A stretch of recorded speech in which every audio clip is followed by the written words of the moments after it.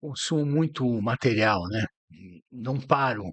Até uma das lives que eu vi, a pessoa falava a mesma coisa, que passa o dia inteiro trabalhando, né, pesquisando, ou assistindo vídeo, fazendo curso, e aí chega à noite, a hora que vai dormir, assiste vídeo que tem a ver com alguma coisa relacionada ao teu trabalho, né?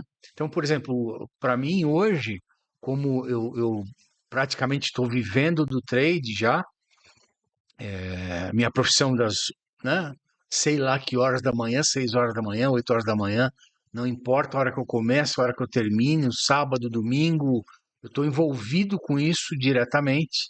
Então eu assisto vídeos sobre mercado financeiro, assisto documentário, a GameStop, né? A Grande Aposta, enfim, e várias vezes. E essa semana duas coisas me chamaram a atenção. Eu assisti o GameStop, um outro documentário, são dois diferentes, e um dos caras, que no final foi um dos pivôs, né, da história toda, ele fala o seguinte, ele fala assim, ele é um cara meio doidão, assim, meio, pô, vou fazer esse investimento, mas eu não tenho certeza se vai dar certo, então eu quero conhecer pessoas que vão me ajudar a fazer isso chegar lá, né? E aí eles começam a se reunir toda sexta-feira. Começo eram 5, depois foram 6, 20, enfim. Então, essa informação, pum, me deu aquele estalo.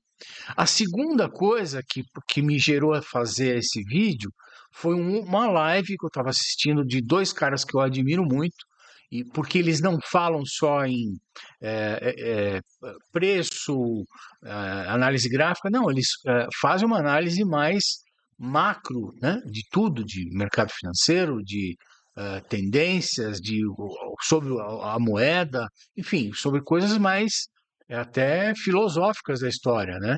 Que você tem que levar em consideração. E aí, uma das coisas que o cara falou foi as profecias do Bitcoin. E aí eu, pumba, fiquei pensando nisso, fiquei remoendo, fiquei pensando no que o cara da GameStop tinha falado, né? E aí eu vou brincar um pouco, né? E tentar entender, na verdade, né? Sobre isso tudo. O que que acontece? Ah, a gente tem algumas profecias no Bitcoin, né? E essas profecias, sim, quem são os caras, ou os maximalistas, ou os caras das antigas, né? Que você ouve muito o que eles falam, o que eles falam, o que eles repetem, como se fosse um mantra, né? Por isso algumas pessoas falam sobre uma seita, sobre alguma coisa que, uma religião, entre aspas, né? Um dogma, sei lá, que as pessoas que estão envolvidas no Bitcoin, porque as pessoas elas vivem emitindo aqueles mantras, né? Bitcoin não se vende, Bitcoin não se vende. Então, quando eu falo aqui, né? Quando eu vejo a questão do Bitcoin não se vende, né? Isso aqui é uma profecia que ela é realizável ou não é realizável? Então a gente começa a pensar o seguinte, né? Qualquer qualquer ativo que seja eh, possível de você comprar e vender, tá certo? Eh, e imaginando que essa base financeira ela vai ser ou ela vai aumentar ou por adesão ou por inflação, certo? Ou por desinflação, por escassez. Então, um ativo escasso tem a tendência de valer mais. Vide o ouro, tá certo? Quanto mais escasso, o ouro está sempre, né, renovando máximas, renovando máximas.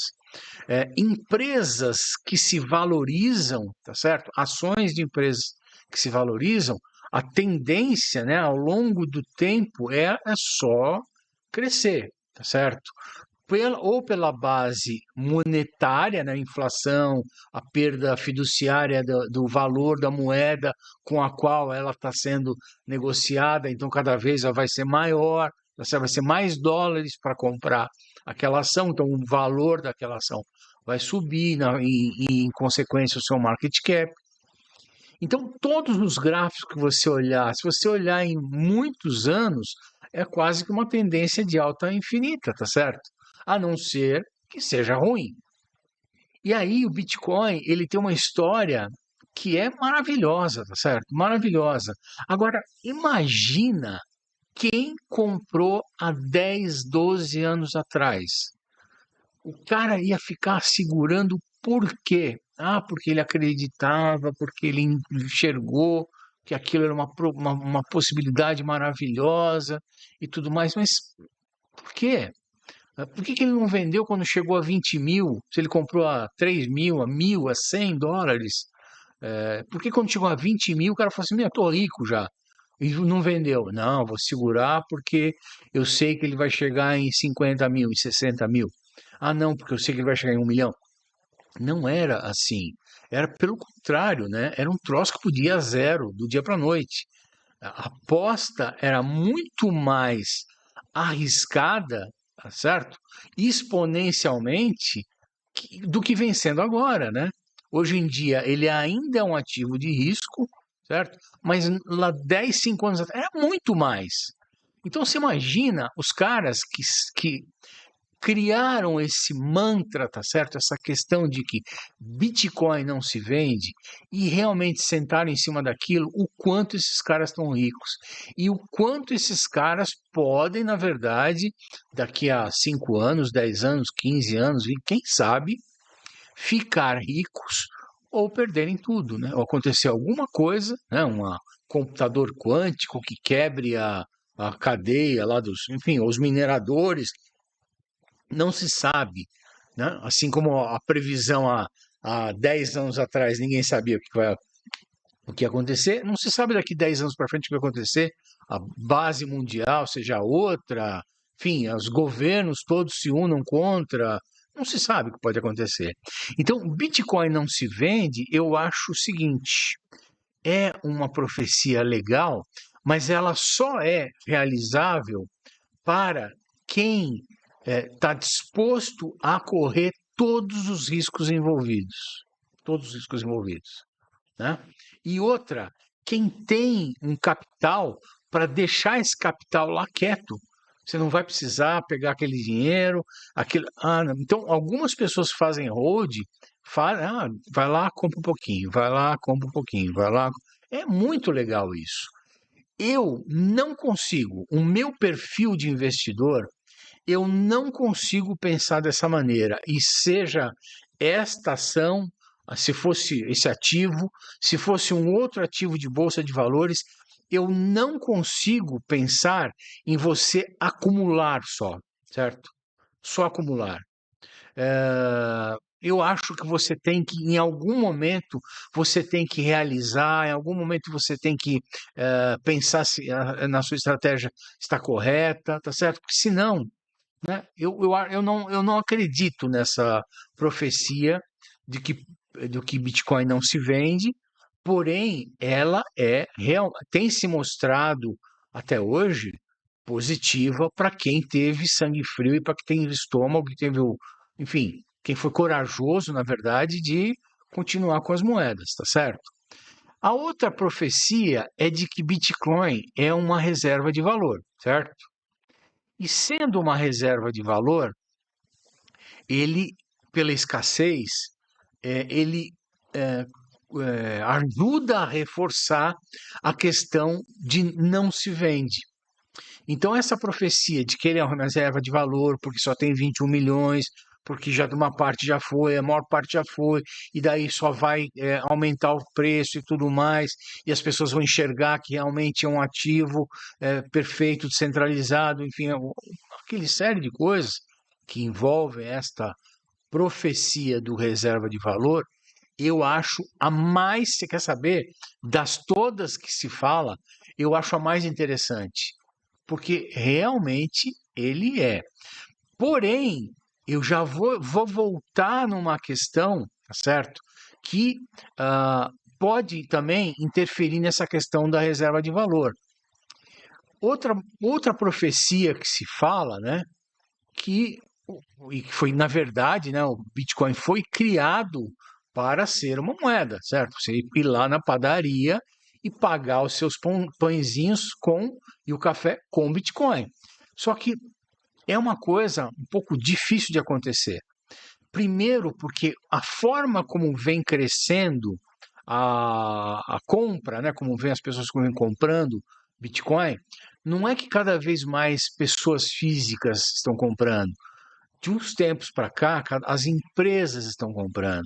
Então, grandes acumuladores de Bitcoin, ou são uma pessoa física, uma empresa, enfim, começa a ter um poder, né, na mão de algumas pessoas só. E outra, tem uma questão muito frágil na questão de você usar como moeda de troca, porque é difícil. Até hoje, ainda é difícil, não é para qualquer um. Aí você tem hard wallet, teria que guardar numa hard wallet, teria que fazer uma transferência, pagar uma taxa, e aí chega lá no caixa, você vai fazer, e aí às vezes demora, porque pode estar a rede ocupada. Ah, não, você tem que fazer através de Lightning. É assim, ainda não é, e não sei se vai ser, por causa de várias questões, possível usar o Bitcoin. Assim, já tem lugares que usam e tudo mais. Ele é feito para isso e pode ser, pode, mas no meu ponto de vista, a gente talvez não chegue lá. É mais fácil ele ser visto e ser usado como reserva de valor, as pessoas guardarem, usarem, comprarem, negociarem, pensando na reserva de valor, em ganhar dinheiro, em valorização, do que em moeda de troca, eu acho. Essa profecia aqui da moeda de troca talvez não seja assim tão firme, vamos dizer assim, certo? Depois, as pessoas falavam que, né? Ah, não faz topo. Outra profecia que os topos são só depois do halving. E aí, esse ano foi quebrado isso. A gente vai ver num gráfico aqui que eu separei. Foi quebrado isso. Sobe depois do halving. Cai antes do halving.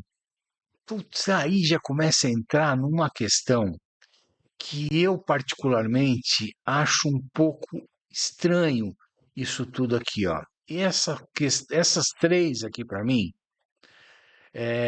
são coisas que talvez assim, não sei, eu não consigo conceber, né? Então a gente pensa em Fibonacci e imaginando a maravilha disso aqui, né? A questão matemática da coisa, que alguém foi lá, estudou, viu os padrões na natureza, como é que eles se comportam. E aí você sabe que na relação com os preços, né? Vamos supor que o preço saiu de zero, chegou até 100, né? E aí, quando chegou em 100, as pessoas começaram a achar caro e tudo mais, papapá. Então, é normal que haja uma retração no preço até 0,236. E aí, não, mas continua caro, então o preço vai ter uma retração até 0,382 de Fibonacci. Ah, não, continua caro, vai até 0,5. Opa, 0,5 é 50% de desconto. Então, normalmente aqui, as pessoas já começam a falar, opa, aqui já está num preço mais interessante, certo? E aí, não, chegou até 0,618. Tá interessante, mas já começou a ficar preocupante. Já está mais, né, descontado do que seria o normal, tá certo? Aí se passar daqui, opa, deu problema. E aí o preço pode vir, ele trabalha nessas faixas de preço, né? E muitas vezes respeita isso daqui. Por quê? Porque isso aqui manda, né? Você bota ali o Fibonacci, ele, vai chegar aqui, vai parar aqui. Não, porque com o tempo as próprias pessoas começam a fazer negociação, os próprios robôs de trade, os próprios grandes gestores, os traders, começam a usar isso aqui como métrica, tá certo? Vai ter uma retração de quanto? Até 0,5 é saudável. Até uma bandeira de alta até 0,382 é saudável. Então, assim, eles começam a utilizar isso como métrica, certo? Então, a gente já gravar essa informação. E aí, tanto faz para extensão, né? Se você faz aí um- uma extensão de Fibonacci, né? Ah, quanto o preço vai variar para frente, qual é a probabilidade aonde que o preço pode chegar se ele teve essa variação? A mesma história. Ele tem, na verdade, uma probabilidade, não é que ele vai chegar lá. E, na verdade, quando chegar lá, as pessoas que estão interessadas, né, nesse preço, nesse ativo, vão pensar: opa, já foi até aqui, acho que está na hora de eu vender. Então, na verdade, né, isso é uma questão que acontece, certo? Porque uma coisa leva à outra, a partir do momento que se entendeu como funciona. Então, agora eu vou botar esse gráfico, que é um indicativo, né? Essa linha pontilhada laranja são os halvings que tiveram até agora, né? De 4 em 4 anos. E daí, isso aqui é um indicador, né? Que aí serve para quem acha isso aqui válido, onde ele deve comprar, onde ele deve vender. Então, aquela questão de cai antes do halving, sobe antes do halving, vamos ver, ó. Depois do halving, primeiro, certo? Primeiro, vamos analisar aqui o primeiro. O primeiro, logo depois do halving, isso é um gráfico mensal, tá? No próximo mês, ele já subiu. Oh, que beleza. E um pouquinho antes, ó, ele caiu. Opa, tá vendo? Daí, um tempo depois, 40 semanas depois, o pessoal falou que vou realizar lucro e 80 semanas depois eu vou parar de realizar lucro.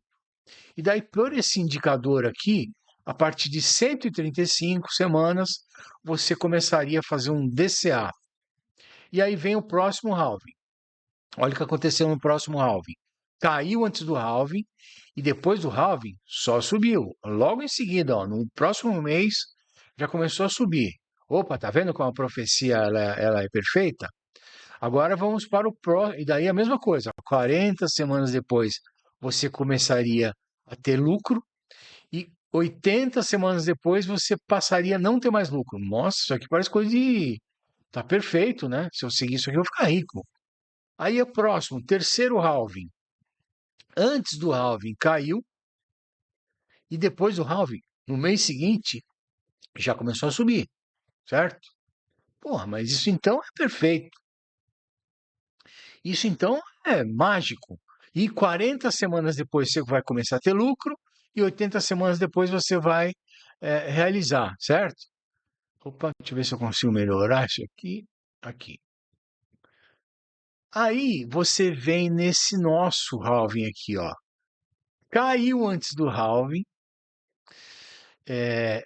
Um mês depois, só está caindo. Faz 2 meses que só está caindo. 3 meses, na verdade, 4 meses aqui, né? Que está em correção, tá certo? Vamos ver se a gente consegue aumentar esses candles aqui, ó. Para a gente entender que antes do halving caiu e continua caindo. São 4 meses aqui. Ele tentou fazer uma recuperação, mas continua caindo, certo? Opa! Então já não é mais igual. Não é mais igual. Por que isso? Certo? Então, quer dizer, há outra coisa, né? Os topos sempre foram antes, depois do halving. Nesse caso aqui, ele eh, fez topo mais alto antes do halving e não depois do halving.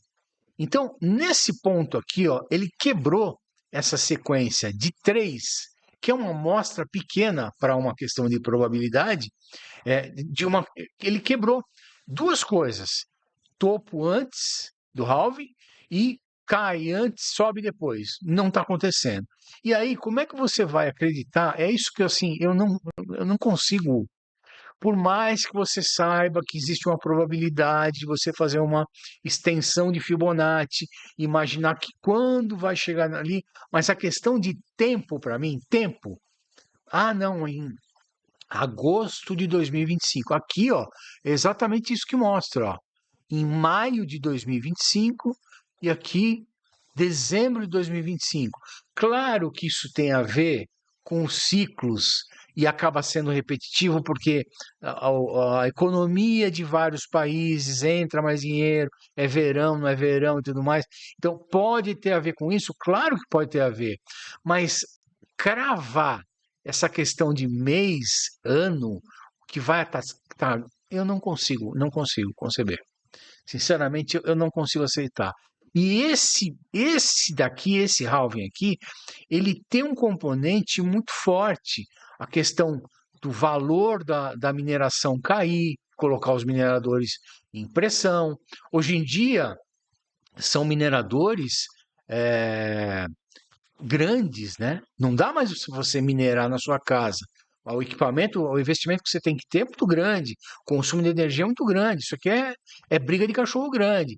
Então, o minerador aqui, ó, começou a ter problema. Daqui para frente, o que vai acontecer? Então, antes do halving fez topo, fez a all-time high, a máxima, né? Rompeu a última máxima que tinha acontecido dos ciclos anteriores. Já quebrou. Antes do halving caiu, mas depois do halving ainda não subiu. Ah, não, é porque até 12, até 180 dias. Eu não consigo conceber isso. Que, não, vai ter um prazo, que vai ter. É claro, cara, vamos pensar o seguinte, né? Uma coisa que é brincadeira, assim, que é básico, né? Um ativo sobe, desce ou anda de lado. Então, você tem três possibilidades: ele subir, descer ou andar um pouquinho e ficar lateralizando. Então, sobe, aí no mês seguinte sobe, no mês seguinte sobe, mas e se no mês seguinte esse aqui, em vez de subir, ele caiu, mas no outro ele subiu? Aí, mas no outro ele lateralizou. Beleza. Só que daqui para frente, ó, aqui ele vai cair 2%, subir, lateralizar em 1% para baixo, 1% para cima. Isso vai gerando os padrões gráficos, tá certo? De candles, como a gente imagina, candle no mensal, no diário, enfim. E esses padrões, eles, como eles são, para cima, para baixo, para lado, uma hora ele vai se repetir. Uma hora vai repetir aquele mesma coisa que aconteceu há um ano atrás, 5 anos atrás. Uma hora vai aparecer um mesmo padrãozinho aqui, ó, certo? E aí as pessoas falam: olha, tá vendo? Depois que apareceu este padrão, o preço fez. Não. Então, a gente tem algumas mudanças. Eu gravei um vídeo sobre isso que são muito fortes, têm um peso significativo muito grande, que é a forma como as pessoas estão comprando hoje, a facilidade, o volume, quem é institucional ou não. Então, tudo isso muda o jogo. Tanto que essa mudança começou agora já, certo? No halving, sei lá. Começou agora. E as pessoas continuam olhando os gráficos, fazendo as análises, e tendo essas profecias como, tá, beleza. O ponto-chave é que, então essas profecias são tudo, não vão acontecer. A questão maior é a seguinte: você tanto fala, você tanto prega, né? Existe uma máxima sobre isso, né? O mentiroso, ele fala tantas vezes a mentira, ele repete tantas vezes a mentira, vide o nosso presidente, né? E ela se torna verdade, certo? A, a tudo que se acontece numa religião, enfim, Santos campeão, Palmeiras campeão, enfim, as pessoas elas ficam naquela vibração de que vai acontecer, tem que acontecer. Então, quanto mais pessoas envolvidas naquela coisa vão fazer com que tenha mais, na questão de futebol, né, que tenham mais patrocinadores para aquele time, ter uma torcida maior, ter uma torcida mais engajada, enfim, tem uma série de coisas que tornam as coisas autorrealizáveis. E no caso do Bitcoin, os maximalistas, os adoradores de Bitcoin, eles muitas vezes tornam as profecias ou os crédulos deles, as coisas que eles acreditam que vai acontecer, elas se tornam autorrealizáveis. Porque o Bitcoin vai subir, então todo mundo começa a comprar. Puxa, que coisa mais difícil, né? Só que, a partir do momento que entra institucional grande, smart money, nome que você baleia, o nome que você quiser fazer, esses caras vão falar: eu sou o dono do jogo agora. Eu jogo quando eu vendo quando eu achar que eu quero vender e compro quando eu quero comprar. E não quando vocês acham que é bom para comprar ou quando vocês acham que é bom para vender. Então, nesse ponto, o autorrealizável, ele serve como, ele explica muita coisa, mas em si ele não é o detentor do que vai acontecer.